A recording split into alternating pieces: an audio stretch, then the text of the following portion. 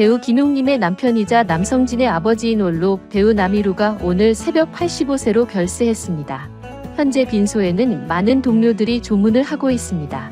그런데 불과 한 달 전 김용님 씨가 출연한 같이 삽시다에서 남희루가 입원 후 회복했다는 소식이 전해졌는데 이렇게 짧은 시간 안에 별세 소식이 전해져 많은 이들이 안타까워하고 있습니다. 지난해 남희루는 안동에 있는 촬영장으로 향하던 중 넘어져 응급실로 이송되었습니다. 석 달 동안 병원에서 치료를 받으며 고관절 수술을 마치고 회복했지만 오늘 갑작스럽게 세상을 떠났습니다. 현재 그의 가족들은 깊은 슬픔에 잠겨 있으며 빈소는 서울 아산병원 장례식장 30호에 마련되었습니다. 발인은 모레 오전 11시에 엄수될 예정입니다. 남희루는 1938년 경성부 궁정정에서 종갓집의 장손이자 외아들로 태어났습니다. 그의 아내 김용님과는 KBS 성우극회에서 한 기수 차이로 선후배 관계였으며 그 역시 성우 출신으로 배우로 전향한 후 김용님과 함께 명성황후, 왕꽃 선녀님 등에 출연했습니다. 과거 사극 세종대왕에서는 아내가 모후 원경왕후 역할을 맡고 남희루는 아들 세종대왕을 연기한 적도 있다고 합니다. 극작가 이은성의 강력한 요청으로 김용님이 원경왕후 역을 맡게 되었는데 촬영장에서 남희루가 어마마마라고 부를 때마다 스태프들이 웃음을 터뜨렸다고 합니다. 그 이후로 김용님은 오랫동안 두 사람이 함께 출연하는 것을 피했다고 하네요. 동안으로 유명했던 그는 1972년 KBS 주간연속극 한중록에서 34세의 나이에 젊은 사도세자 역할을 맡아 열연했습니다. 흥미롭게도 사도세자의 아버지인 영조 역은 그보다 한 살 어린 이치우가 맡았습니다. 또한 아들 남성진과는 코리아 게이트, 야인시대 등에서 함께 출연한 적이 있지만 회차가 달라 실제로는 만나지 못했다고 합니다. 남희루는 사극에 자주 출연했으며 1977년부터 1989년까지 방영된 전설의 고향에서도 자주 모습을 드러냈습니다. 2000년대에는 영화에도 가끔 출연하다가 2017년에는 신과 함께 시리즈에서 허춘삼 역을 맡았습니다. 김용님과의 연애 시절 김용님 앞에서 시비를 걸어온 건달 4명과 싸워 그들을 물리친 일이 있었습니다. 이때 생긴 얼굴의 흉터가 지금도 남아있다고 합니다. 그래서 김용님은 혹시 깡패와 결혼하는 게 아닐까 고민하며 결혼을 망설였다고 합니다. 또한 그는 친구들에게 돈을 빌려주고 돌려받지 못하거나 오랜 기간 함께 일한 매니저에게 큰 사기를 당하는 등 순한 면모도 보였습니다. 2022년 아들 남성진이 회장님네 사람들에 출연하면서 잘 지내시지만 예전 같지는 않다. 집에 거의 계시고 조금 전 나눈 대화도 잘 기억하지 못하신다. 라고 밝혔습니다. 아내 김용님도 언론 인터뷰에서 대본을 외우기 어려워져 연기 활동을 지속하기 힘들다. 라고 말해 사실상 은퇴에 가까운 상태임을 알렸습니다. 2024년 1월 25일 박원숙의 같이 삽시다에 출연한 김용님은 작년에 안동으로 촬영을 갔다가 고관절을 다쳐 약 3개월 동안 병원에 입원해 있다가 최근 퇴원했다고 전했습니다. 남희루는 세상을 떠나기 전까지 최고령 천만 배우라는 기록을 보유하고 있었습니다. 남희루는 젊었을 때 성우로 먼저 활동을 시작한 후 연기자로 데뷔했습니다. 그는 자신보다 3년 늦게 데뷔한 후배 김용님과 결혼하여 아들 남성진을 낳았습니다. 김용님은 처음 방송국에 입사할 때 3명이 함께 들어갔는데 초반에는 남희루가 자신이 아닌 다른 사람에게 관심이 있는 줄 알았다고 합니다. 당시 남희루는 말수가 적고 등나무 아래에서 책을 읽는 조용한 사람이었습니다.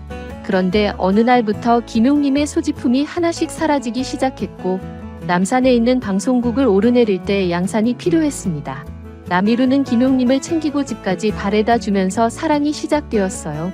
초기에는 남희루가 김용님에게 많은 관심을 보이며 신경을 썼지만 회사에서의 연애가 쉽지 않았기 때문에 다른 사람들 앞에서는 서로 모르는 척했다고 해요.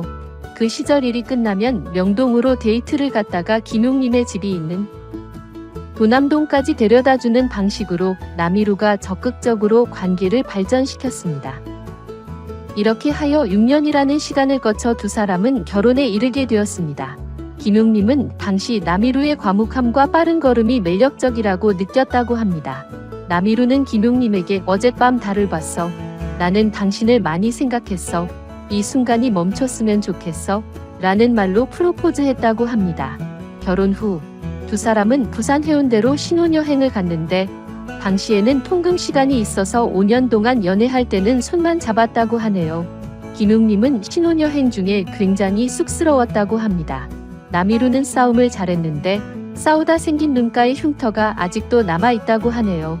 그 후 남이루는 김웅님과 함께 아들 하나, 딸 하나를 낳았고 아들 남성진은 커서 배우가 되었습니다. 아들은 배우 김지영과 결혼해 이 가족은 배우 집안이 되었습니다. 김웅님은 남이루가 종갓집의 장손이자 외아들인 탓에 시집살이가 쉽지 않았다고 합니다.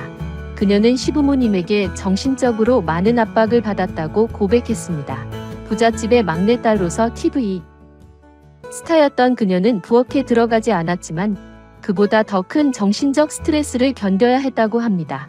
결국 첫째 딸을 낳고 남편에게 이혼을 요구했다고 합니다. 남편은 일주일의 시간을 달라고 부탁했고 그 시간이 수십 년이 되었다고 합니다. 김웅님은 배우로 잘 알려져 있어서 남편과 다투기가 어려웠다고 합니다. 집에서는 시부모님 때문에 싸울 수 없었고 차 안에서는 운전기사 때문에 그럴 수 없었으며 카페에서는 주변 사람들의 시선이 부담되어 싸울 수 없었다고 하네요. 결국 남이루는 어머니가 김웅님에게 엄하게 대하면 아내를 방으로 데리고 가서 벽을 가리키며 여기가 우리 엄마야. 그러니까 여기서 욕해라고 말하곤 했다고 합니다. 보통 아들들이 그렇게 하기 어려운데 그 말을 듣고 김웅님은 진심으로 감동했다고 합니다. 그래서 김웅님은 담벼락을 향해 30분 동안 욕을 퍼부으며 마음을 풀었다고 합니다.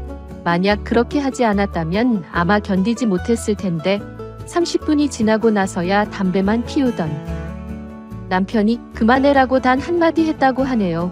김웅님은 남편이 시어머니와 자신 사이에서 명확하게 행동하며 공정한 판단을 내렸다고 밝혔습니다.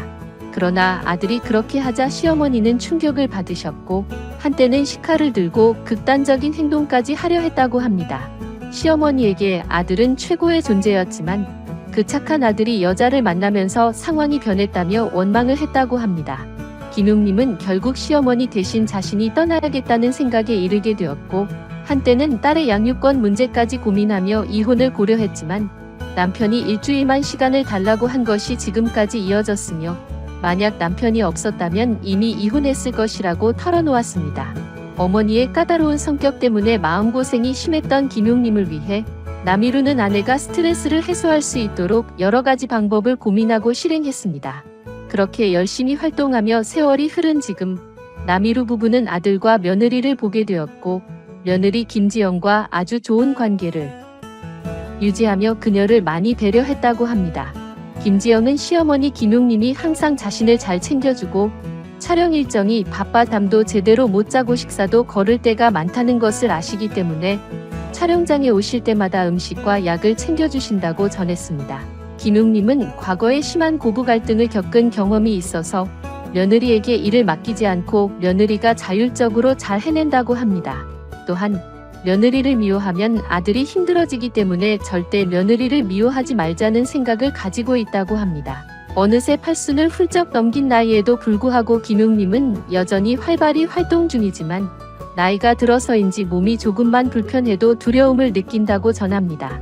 더 젊은 배우 김자옥이 세상을 떠났을 때 그녀는 조문하며 슬픔을 표했습니다. 땀이 조금만 나도 불편함을 느끼고 목이 쉽게 잠기는 데다 감기와 허리 디스크까지 겪었지만 그녀는 오히려 운동이나 스트레스를 통해 자신을 더 단련하고 책망하면서 이를 극복하려 했다고 전했습니다.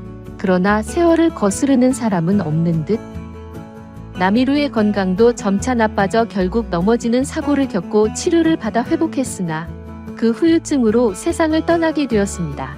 남이루님이 마지막 순간에는 아픔 없이 평안하길 바라며 유가족분들께 깊은 위로의 말씀을 전합니다. 고인의 명복을 빕니다. 이번 영상 여기까지입니다. 시청해주셔서 감사합니다. 많은 의견을 남겨주세요. 그럼 다음 시간에 또 만납시다.